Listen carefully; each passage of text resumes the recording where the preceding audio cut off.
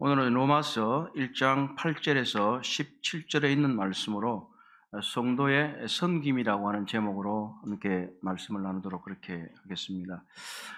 이렇게 여러 번 말씀을 드렸고 이미 이제 우리들이 계시가 되어 있지만 금년도 우리들의 표어는 진리를 위해 함께 섬기는 교회입니다. 작년에는 진리를 위해 함께 일하는 교회라고 이렇게 정해졌습니다. 저희도 열심히 일했습니다. 잘 하셨습니다. 사실 일하는 것과 섬긴다는 것이 매우 비슷한 용어이기는 하지만 때때로 조금씩 다른 뉘앙스를 가지고 성경에서 이 섬긴다는 말은 매우 자주 쓰이는 용어입니다. 그럼에도 불구하고 때때로 이 섬긴다는 말이 여러 가지 용례로 쓰여지고 있기 때문에 또 한번 우리들이 이것들을 잘 살펴보고 우리들의 섬김이 올바른 방향으로 갔으면 하는 그런 바람이 있습니다.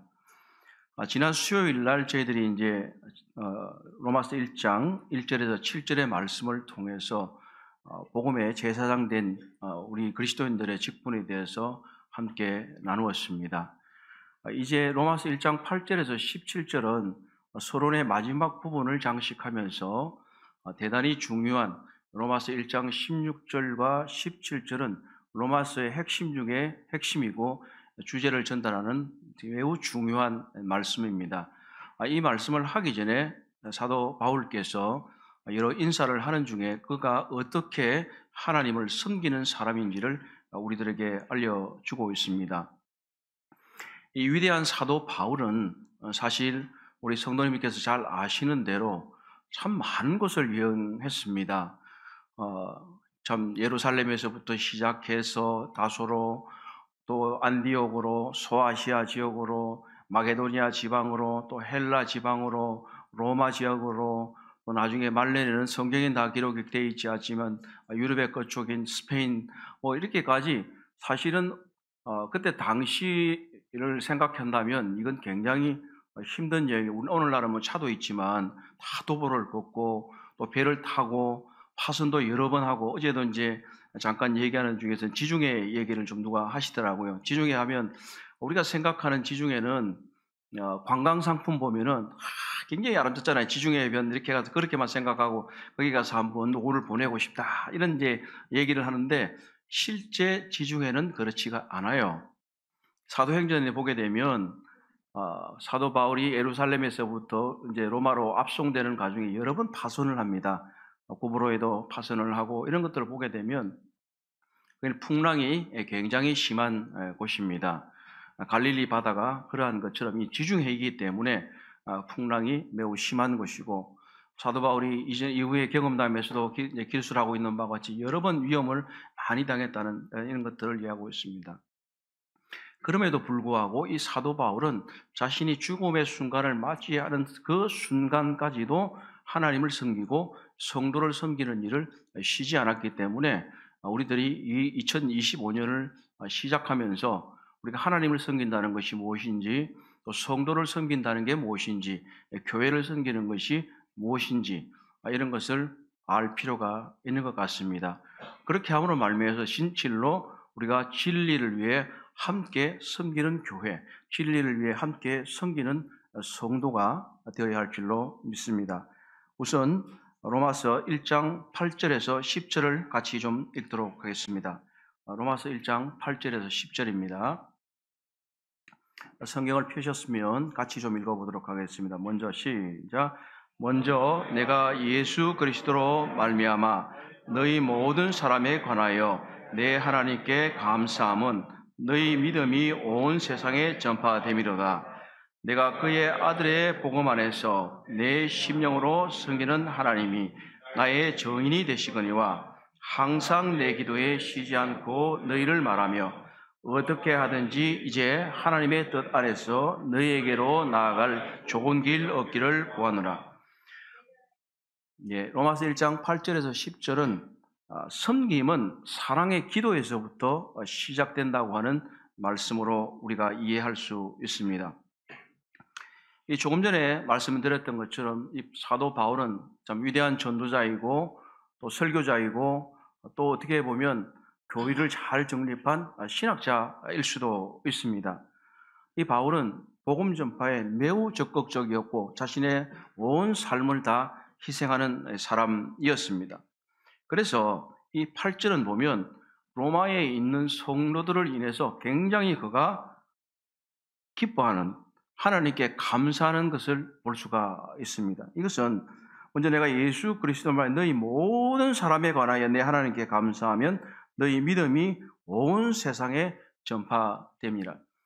이미 이제 고등학교 역사 시간이나 이런 데 다 배워서 아시지만 이때 당시에 로마 제국이 전성기를 이루고 있었기 때문에 팍스 로마나 이런 말이 있습니다. 팍스 로마나라는 말은 로마의 의한 평화를 의미합니다. 그러니까 로마가 모든 것을 지배하고 있었기 때문에 안정된 상태로 돌아간 거죠. 사실 그런데 이 평화는 피에 의한 평화였습니다. 이 로마 군대는 굉장히 무자비했습니다. 이 무자비한 진압으로 말미암아 겉으로 평화를 간구하는 듯이 보였습니다. 이 팍스 로마나를 실현하는 데 있어서 그들이 가장 중점을 두었던 것 중에 하나는 뭐냐면 도로를 건설하는 것이었습니다. 그래서 우리 잘 아는 말이 있잖아요. 모든 길은 어디로? 로마로 통한다. 이런 얘기가 있어요. 근데 여기서 너희의 믿음이 온 세상에 전파된다 이렇게 돼 있잖아요. 자, 로마 이 도로를 다 건설해서 정복 전쟁을 벌려서 이들이 평화를 갈구하도록 만들도록 했어요. 그런데 이 길을 통해서 어떻게 해요? 복음이 전파됐다고 하는 사실이에요. 사도 바울과 그 일행들은 이 로마인들이 건설하는 도로를 통해서 여행을 보다 더 쉽게 할 수 있었습니다. 사실 많이 유실되긴 했지만 이 로마인들이 건설한 도로는 굉장히 큰 이 기념비적인 어떤 업적과 같아요. 이 사람들은 사중적인 도로를 놔서 오늘날에 이제 콘크리트 기술이 없으니까 그들 밑에 1층에는 돌을 놓고 그다음 그 위에는 자갈과 모래를 놓고 또 그 위에 이제 오늘날의 콘크리트와는 다르지만 콘크리트를 올려놓고 또 홈이 파진 깃돌을 놓고 또 그리고 나서 또 아기를 맞춘 석판을 놓고 이렇게 해서 마차나 사람이 다닐 수 있도록 아주 견고한 그런 도로였습니다.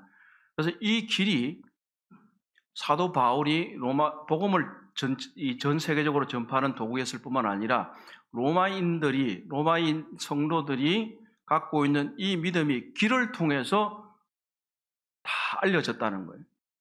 다 알려졌다. 우리가 이렇게 한번 생각해 볼 필요가 있는 것은 사실 우리들의 믿음도 온 나라로, 온 세계로 알려지고 있는가 하는 부분을 한번 저는 생각해 보게 되었습니다. 물론 이것은 우리들의 믿음을 폄하하거나 우리들의 믿음이 잘못되었거나 이런 일을 말씀드리려고 하는 것이 아니라 우리 로마인들과 비교해 보았을 때에 우리들의 믿음이 우리들의 이 인천 지역에 또는 우리나라에 온 세계에 알려지고 있는가. 그래서 많은 성도들이 우리의 믿음을 인해서 감사할 수 있겠는가 하는 부분을 한번 생각해 보게 됐습니다. 이건 교회뿐만 아니라 나 자신의 개인적인 측면에서도 그러하다 할 것입니다. 그리고 이 바울은 이 부분에 대해서 굉장히 좀 우리가 한번 생각해 볼 필요가 있는데 바울의 말에 대해서 이 바울은 이 당시에 이 로마서를 쓸 당시에 어땠습니까? 로마를 방문했던 적이 있나요? 그렇지 않지요. 로마를 방문했던 적이 없어요. 그리고 이 로마 교회를 세웠나요? 그렇지도 않아요. 물론 로마서 16장에 가게 되면 사도 바울의 이미 알고 있는 많은 분들이 로마에 있는 것을 알기는 합니다. 그러나 분명한 것은 지금 이 편지를 쓸지 AD 57년경에 바울은 이 로마를 가보지 않았습니다. 이후에 AD 60년경에 제수의 신분으로 로마에 당도하게 됩니다. 그 전까지는 로마의 대부분의 성도를 알지도 못합니다. 그럼에도 불구하고 이 바울은 내가 너희를 인해서 감사한다. 이렇게 얘기를 합니다. 자기가 알지 못하는 사람들을 위해서도 감사하는 거예요. 그리고 기도하고 있는 거예요. 우리는 우리들의 공동체 안에서 우리들이 잘 아는 사람을 위해서 기도하거나 그를 위해서 감사합니다. 그러나 우리는 때때로 우리가 알지 못하는 전혀 우리와는 동떨어진 곳에 있는 사람이라 할지라도 그들의 믿음이 훌륭하다면 감사할 수 있다고 하는 사실입니다. 마찬가지로 우리들의 믿음이 정말 그리스도 안에서 본받을 만하다면 우리를 알지 못하는 사람이라 할지라도 우리는 감사가 되는 것입니다. 때때로 우리가 세계 여행을 하거나 또 다른 곳을 방문하면서 잘 섬기고 있는 교회들을 바라보면서 그들을 향해서 감탄하기도 하고, 먼저는 감탄합니다. 야, 어떻게 저렇게 할 수 있지? 그 다음에 야, 우리들과 같은 믿음을 가진 사람들이 저기도 있구나. 그럴 뿐만 아니라 잘 섬기고 있구나 라는 것에서 하나님께 절로 감사가 되는 것입니다. 사도 바울은 이와 같이 자신이 개척한 교회도 아니었고 자신이 잘 알고 있는 교회도 아니었지만 이들의 믿음이 온 세계에 전파되고 있는 것을 인해서 감사의 기도를 드리게 됐습니다. 그뿐만 아니라 이 바울은 또 중보의 기도를 드리고 있습니다. 9절에서 내가 그의 아들의 복음 안에서 내 심령으로 섬기는 하나님이 나의 정인이 되시거니와 항상 내 기도에 쉬지 않고 너희를 말하며, 이렇게 말합니다. 조금 전에도 말씀드렸던 대로 알지 못해요.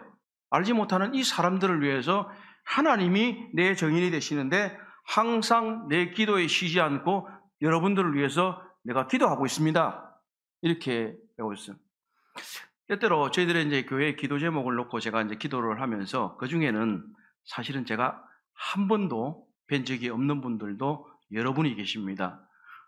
이분이 어떤 분이도 사실 모르는 분들도 계십니다. 그러나 꾸준하게 기도하면서 어떤 분들은 얼굴을 뵙는 분들이 계시더라고요. 참 감사가 되는 것입니다. 사랑하는 형제 자매님 여러분, 이 감사의 기도, 중보의 기도는 사실 그리스도인의 섬김의 기초요 표본이라고 말할 수가 있습니다. 위에서 보십시오. 하나님이 나의 정인이시다. 우리가 히브리서를 통해서 히브리 11장에 보게 되면 믿음의 삶에 대해서 하나님이 정인이 되시는 것, 하나님이 전가하시는 것에 대해서 나와요. 근데 여기서 지금 바울은 뭐래? 자신이 기도하는 것에 대해서 하나님이 나의 정인이시다. 이렇게 말씀. 사람의 정언은요, 사실은요, 크게 필요하지는 않아요. 물론 사람들이 우리를 알아주기도 하고, 때때로 사람들이 우리를 통해서 격려를 받기도 하지만, 그건 사람은 그냥 지나 흘러가는 것이고, 사람의 평가라고 하는 것은 언젠가는 다 없어지기 마련입니다. 제일 중요한 것은 뭐예요? 하나님의 평가. 하나님이 나를 어떻게 보고 계시냐? 하나님이 나의 정인이 되시느냐? 하는 것이죠. 우리는 각자 집에서 살기 때문에 어떤 면에서는 내가 기도를 하는지 하지 않는지 얼마나 기도하는지 우리는 모릅니다. 그러나 하나님이 아신다고 하는 사실이죠. 하나님이 나의 정인이 되신다. 이 진술을 어떻게 보면 불필요한 것 같이 보여요. 그러나 이 사도 바울이 자신의 진실함을 증명하기 위해서 이 하나님을 불러서 말하고 있는 것입니다. 이것은 기도에 대한 우리의 일상적인 접근이 되어야 합니다. 저는 이 구절을 보면서 또 그 이전에 참 저의 가장 이 경건의 생활 또는 성도들을 섬기는 일에 있어서 개인적으로 참 성도들을 위해서 많이 기도해야 되겠다 하는 그런 마음을 가지고 있습니다. 그렇게 결단하고 있는 중입니다. 하나님이 나의 정인이 되시는데 내가 쉬지 않고 너희를 말하고 있다. 한 사람의 일러 불러 말하면서 할 수 있을 것입니다. 우리의 기도 제목 목록은 4개의 구역과 청년회와 그리고 공통의 기도 제목을 가지고 있습니다. 그러면 6개가 될 것입니다. 아마 그것을 가지고 매일 한 목록씩 기도한다고 해도 우리의 기도 생활은 더욱더 풍성해질 것이라고 저는 믿습니다.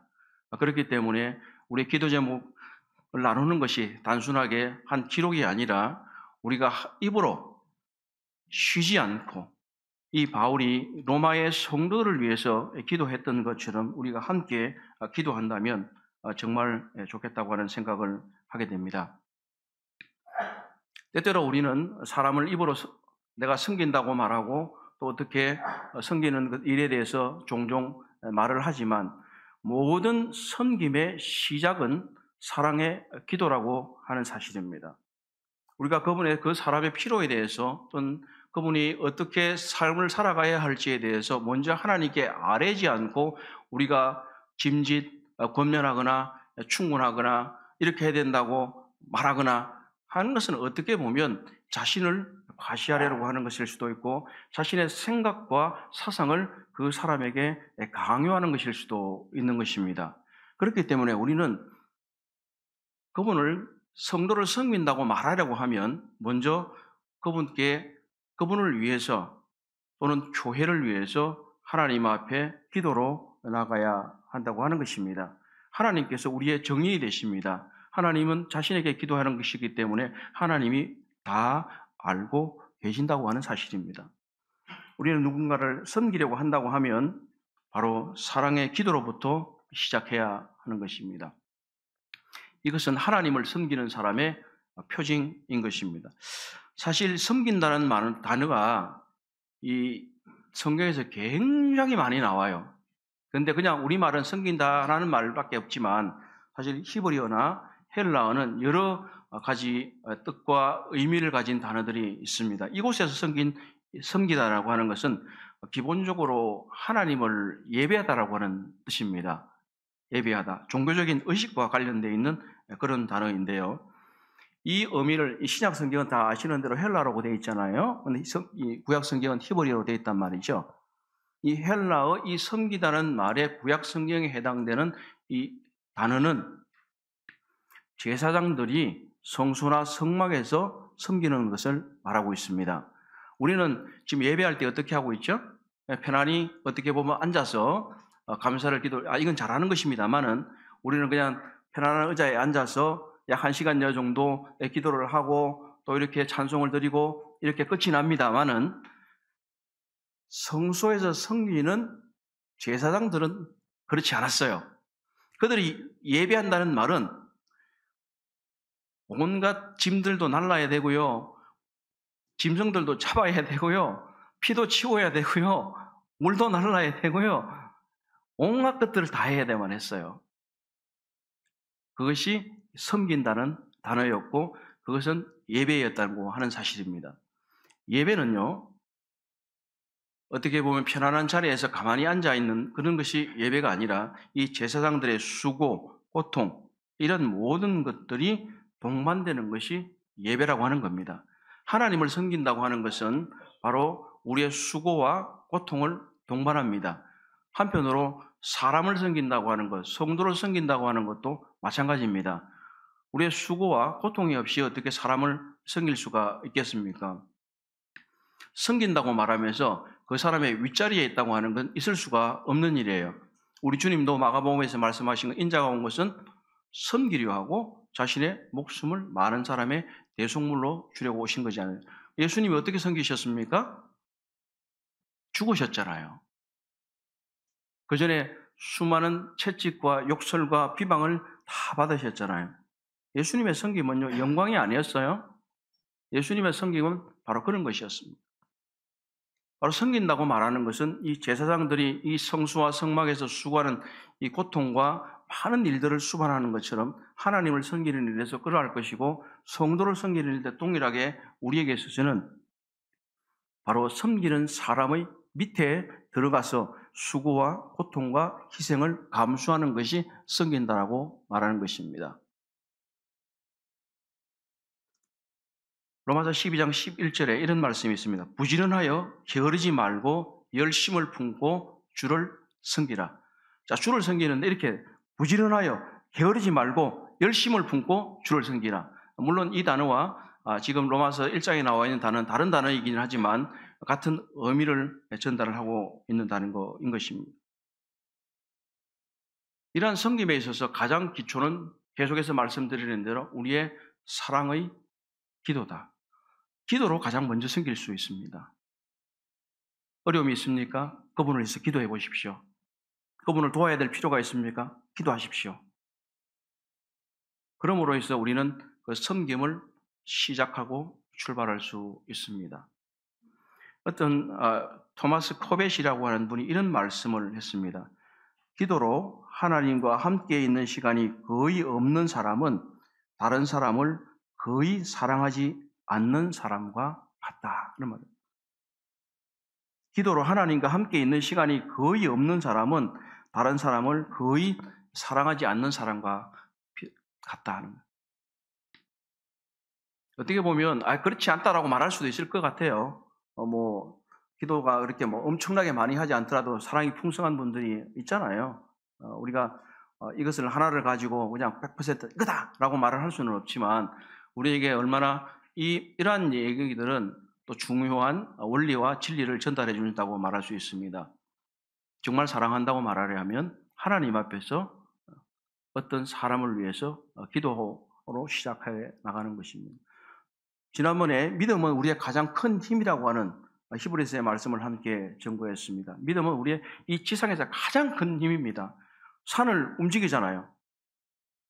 우리나라 골리앗 크레인이 있는 것 중에서 옮길 수 있는 게 3,000톤을 들 수 있다고 말씀을 드렸는데 산이 얼마나 크겠습니까? 도대체 몇 톤이 되는지 알 수가 없잖아요. 근데 이 믿음은 이 산도 옮길 수 있잖아요. 근데 이 믿음이 어떻게 행사되겠습니까? 기도를 통해서 행사된다고 하는 사실이죠. 그렇다면 바로 지상에서 가장 큰 힘, 우리의 믿음이 행사되기 위해서는 또 다른 사람들을 섬기고 돕기 위해서는 그리스도의 섬김의 출발은 바로 사랑의 기도에서부터 시작된다고 할 수 있습니다. 저 자신도 그러하려고 애를 쓸 것입니다. 우리 모두 이제는 교회를 위해서, 성도들을 위해서, 구두자들을 위해서 기도하는 것에서부터 섬기는 것을 시작했으면 좋겠습니다. 두 번째, 이제 1장 11절에서 13절은 나눔과 위로가 섬김의 초석이라고 말하고 있습니다. 우리 함께 11절에서 13절을 읽어보도록 하겠습니다. 내가 시작. 너희를 보기를 간절히 원하는 것은 어떠한 신령한 은사를 너희에게 나누어 주어 경고하게 하려 함이니 이는 곧 내가 너희 가운데 너희와 나의 믿음으로 말미암아 피차 아니함을 받으려 함이니라. 형제들아, 내가 여러 번 너희에게 가고자 하는 것을 너희가 모르기를 원하지 아니하노니 이는 너희 중에서도 다른 이방인 중에서와 같이 열매를 맺게 함이로되 지금까지 길이 없다. 자, 여기 보시는 것처럼 사도 바울이 로마 성도들 보기를 간절히 원하는 이유가 뭐라고 되어 있습니까? 어떤 신령한 은사를 너희에게 나누어 주려고 한다. 이렇게 얘기를 하고 있어요. 때때로 있던 신령한 은사라는 표현 때문에 이제 논쟁이 되기도 하고 해석학적으로 이것 때문에 많은 다툼을 유발하는데 실제로 이것은 그럴 만한 내용이 아니에요. 왜냐하면 이 신령한 은사라고 하는 말 자체가 그 사람들이 다툼을 일으켜서 어떤 초월적인 굉장히 신비적인 이런 것들을 생각하고 있기 때문입니다. 은사라고 하는 말 자체는 이 카리스마라고 하는데요. 이 단어의 앞쪽 어원은 뭐냐면 은혜를 뜻하는 카리스라고 하는 단어에서 왔습니다. 그러니까 선물이라는 뜻이거든요. 은혜에서부터 주어진 게 은사인 것이죠. 그래서 영어 성경 같은 데는 기프트라고 표현을 좀 해두고 있잖아요. 그래서 오늘날 이제 이 오순절 계통의 교회들이 이제 은사주의 운동을 많이 해요. 그러다 보니까 병 낫는 것, 또 아니면 방언하는 것, 이런 여러 가지들 초자연적인 것을 얘기하는데 이곳의 의미는 사실 그것이 아니라 하나님의 은혜로 주어진 영적인 은사를 말하는 겁니다. 사람의 힘이 아니라 신령한이라는 표현을 하니까 우리가 뭔가 초자연적이라고 생각하지만 그것보다는 오히려 하나님께서 우리에게 은혜로 주어진 선물, 그것을 말한다고 얘기할 수가 있습니다. 이 사도 바울은 바로 이와 같이 하나님께로 은혜로 받은 이 은사를 성도들에게 나누어 주려고 하고 있는 것입니다. 마치 사도 바울이 이제 로마 성도들에게 뭔가 특이한 것들을 나누어 주려고 한다고 하는 생각을 버려야 할 것입니다. 오히려 이것은 성도들을 더 건강하게 하고 또 견고하게 세우기 위한 은사를 그들과 함께 나누고자 하는데 목적이 있는 것입니다. 우리 로마서 12장 6절과 7절을 한번 보시겠습니까? 로마서 12장 6절과 7절입니다. 제가 한번 읽어보겠습니다. 우리에게 주신 은혜대로 받은 은사가 각각 다르니 혹 예언이면 믿음의 분수대로, 혹 섬기는 일이면 섬기는 일로, 혹 가르치는 자면 가르치는 일로 이렇게 되어 있습니다. 조금 전에도 말씀드렸던 것처럼 우리에게 주신 은혜대로 받은 은사라고 하고 있지 않습니까? 카리스, 카리스마 이렇게 되는 것이죠. 근데 여기서 우리가 좀 특이한 것을 볼 수가 있는데 로마서 12장과 고린도전서 12장은 은사에 대해서 얘기를 하고 있는데요. 자, 첫 번째 나오는 게 뭡니까? 예언이면 믿음의 분수대로 이렇게 되어 있고, 두 번째는 혹 성gin이면 성기는 일로, 그리고 세 번째는 혹 가르치는 자면 가르치는 일로 이렇게 되어 있습니다. 이 예언과 가르치는 일은 이 하나님의 교회를 세우는 데 있어서 굉장히 중요한 은사입니다. 그런데 이 마치 연결교지처럼 되어 있는 이 두 번째 일이 뭡니까? 섬기는 것이에요. 섬기는 것. 여기 써 있는 이 단어는 우리가 집사를 뜻하는 그런 단어들과도 연관이 되어 있는데요. 사실 이 단어 자체의 의미는 앞에 나온 하나님을 섬긴다고 하는 그 바울의 의미는 예배와 관련되어 있는 노동과 관련이 되어 있다면 이곳에 있는 건 식탁에서 시중되는 것을 의미하는 경우가 많습니다. 섬긴다. 웨이터. 식탁에서 이렇게 뭐 갖다 주잖아요. 식탁에서 섬기는 그런 시중되는 의미를 가지는 것, 육체적인 또 생계를 위한 공급해 주는 것, 이런 것을 말합니다.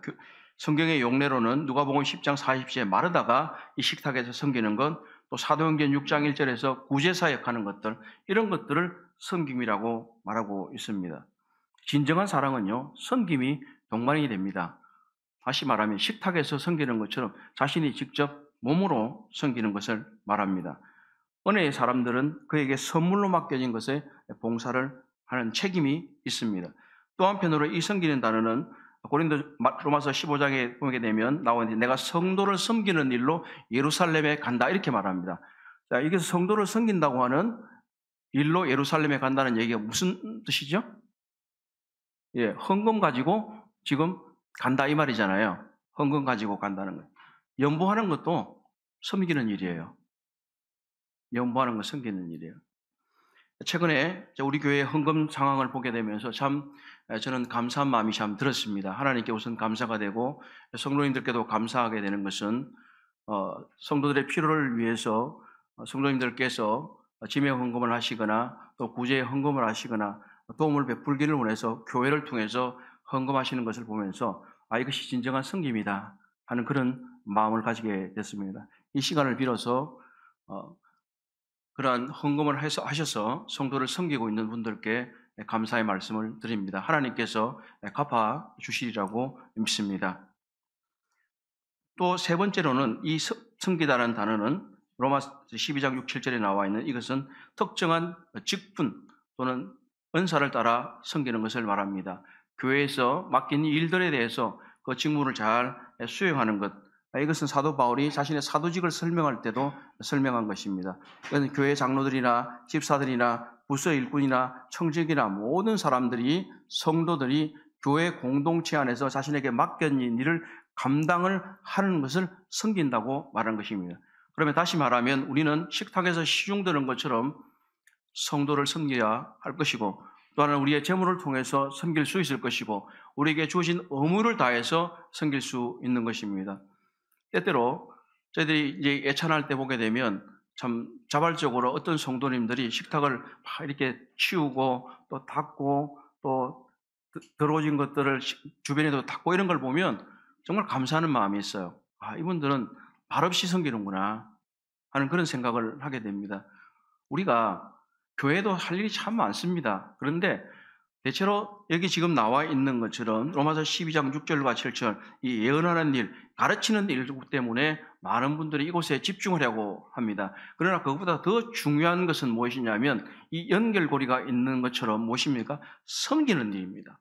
식탁에서 시중을 들어야 되고 또 우리의 재물로 섬길 수 있는 것이고 우리에게 주어진 의무를 사수하는 것이라도 하는 것이 우리의 섬김이라고 하는 것입니다. 이것이 우선되어야 할 때 비로소 예언과 가르침이 빛이 날 수 있는 것이지 그것은 없이 나는 내가 사람들 위해서 가르치겠다라고 말하는 것, 예언만 하겠다고 하는 것은 그렇게 좋은 태도가 아니라고 생각이 되어집니다.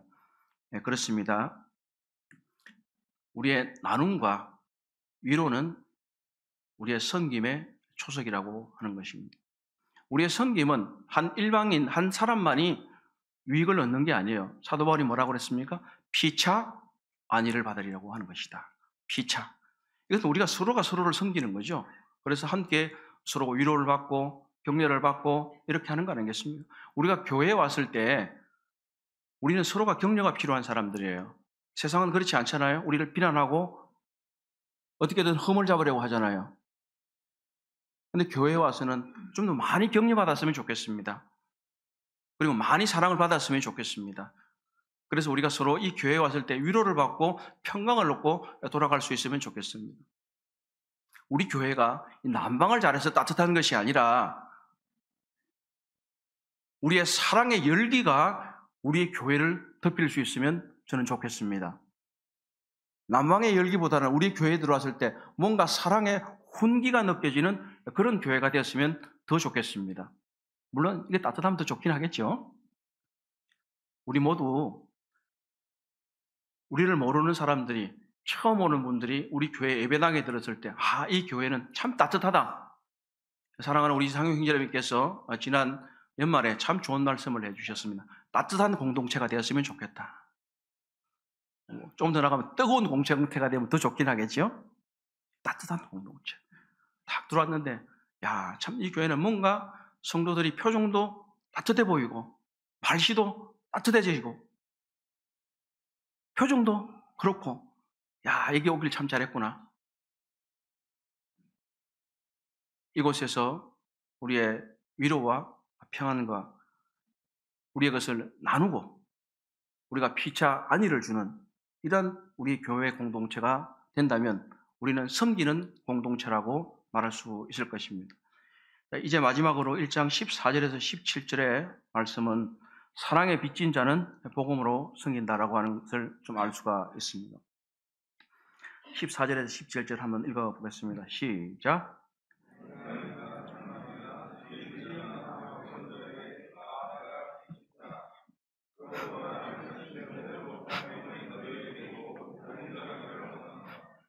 내가 복음을 부끄러워하지 아니하노니 이 복음은 모든 믿는 자에게 구원을 주시는 하나님의 능력이 됨이라. 먼저는 유대인에게요 그리고 헬라인에게로다. 복음에는 하나님의 의가 나타나서 믿음으로 믿음에 이르게 하나니 기록된 바 오직 믿음은 의인으로 믿었으리라 한과 같으니라. 감사합니다. 14절이 뭐라고 있습니까? 헬라인이나 야만이나 지혜 있는 자나 어리석은 자에게 다 내가 빚진 자다. 이렇게 무엇에 빚졌을까요? 복음에 빚진 자인 것이죠. 바울은 그 자신이 스스로 간증했듯이 교회의 핍박자였습니다. 스스로가 제사장들에게서 권세를 받아서 사람 그리스도인들을 죽이려고 또 잡아 끌어오려고 가던 그런 사람이었어요. 그래서 그는 사도보다 가장 말미에 자기를 두고 나중에는 죄인 중에 괴수라고 자기를 소개하고 있지 않습니까? 그렇기 때문에 사도 바울은 자신이 이 복음의 빚진 자, 사랑의 빚진 자라고 하는 것이 우리의 삶을 살아가면서 좀 이런 심정으로 좀 살았으면 좋겠다는 마음을 좀 가지고 있습니다. 우리는 모두가 사랑의 빚진 자입니다. 그렇지 않습니까? 우리는 모두가 다 복음의 빚진 자입니다. 저도 지금으로부터 40년 전에 누군가 저에게 복음을 전해줬기 때문에 저는 그분을 통해서 복음을 듣고 구원받고 지금까지 주님을 섬기고 있습니다. 그렇기 때문에 저는 빚진 자라기 때문에 빚진 자는 어떻게 해야 됩니까? 빚을 갚아야 됩니다. 왜 빚을 졌는데 빚을 안 갚냐고요, 우리가. 복음의 빚진 자라는 마음을 가지고 다른 이들에게 이 복음을 전해주는 것이 우리들의 복음의 빚진 자의 자세입니다. 우리가 사랑의 빚진 자입니다. 많은 분들에게 사랑을 받았지 않습니까? 종종 우리는 우리에게 불편하게 했던 일, 나쁘게 했던 사람을 많이 기억하지만 우리에게 사랑을 베푼 자를 기억하는 건 잘 안 해요. 입에서 불평은 많이 하는데 감사는 잘 안 해요. 때려서 세상 사람들 요즘 그래가지고 감사 노트를 만들자 이런 얘기도 해요. 감사 노트. 한번 적어보면 참 좋을 것 같아요. 저도 적어봤더니 한번 참 많더라고요. 참 인생이 감사구나. 내가 이 많은 분들에게 사랑의 빛을 줬는데 내가 이것을 조금씩 좀 갚아 나가야 되겠다 하는 마음을 가지게 됩니다. 우리는 가장 큰 빛은 바로 이 복음의 빛입니다. 바로 예수 그리스도의 사랑이 바로 복음 아니겠습니까? 복음은 뭡니까?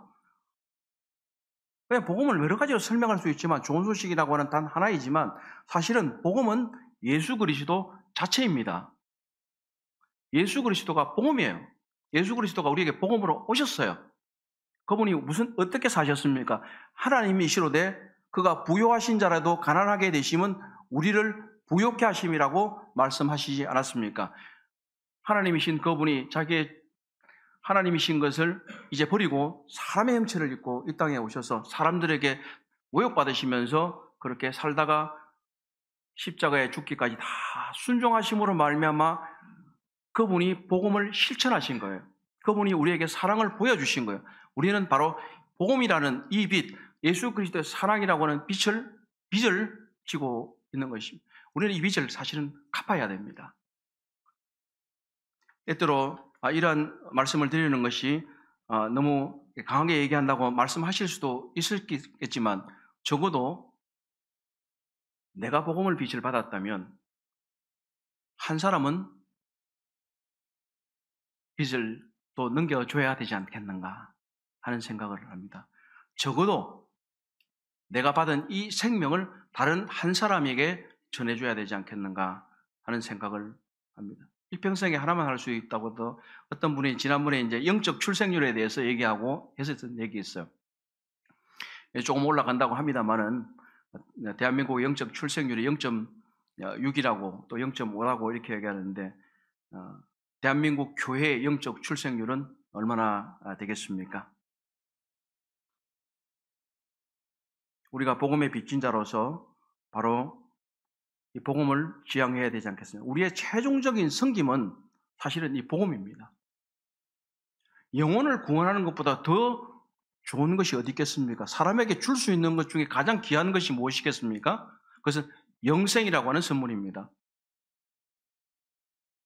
우리가 그 사람에게 어떤 재물을 주거나 어떤 평안을 제공해 주거나 이런 것보다도 훨씬 더 지극히 가장 귀한 선물은 바로 예수 그리스도의 복음인 것입니다. 우리는 영의 직분을 받았고 의의 직분을 받았습니다. 로마서 15장 16절에 보게 되면 복음의 제사장에 대해서 얘기를 하고 있습니다.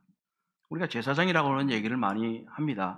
이것은 수요일날도 저희들이 가끔씩 나누었지만 제사장은 하나님께 예배하는 자입니다. 예배하는 자는 찬송도 하기도 하지만 끊임없이 성전에서 일하는 사람인 것입니다.